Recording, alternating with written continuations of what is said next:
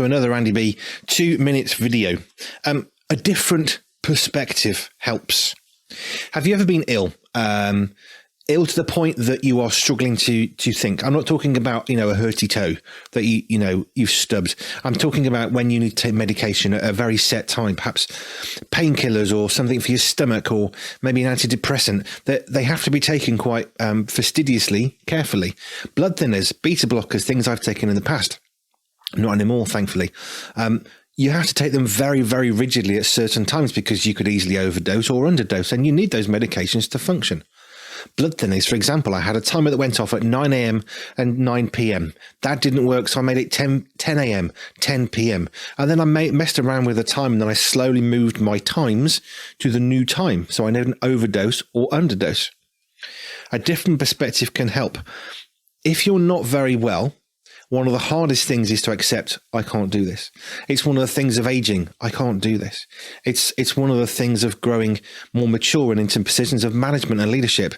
And you realize, I can't do this, because there are things that we don't know, either because we've forgotten, maybe we're too old to do them. There's nothing wrong with a different perspective to offer you help. If someone offers you help, take that help. One day I met a lady who was speaking at a church, and she had, I believe it was multiple sclerosis. So, quite a hard disease for day-to-day living. And she wrestled with God. She got very angry at God, very bitter at God. She hated the idea of people helping her, and I'm independent. I can do these things myself. Here's what God did through that wonderful lady. She realized that, yes, there are things that she can do herself, but God loves to work in people, with people, through people. And over time, she started to realize the privilege of having carers and helpers. Because here's the thing she realized. Those carers and helpers are paid to be there.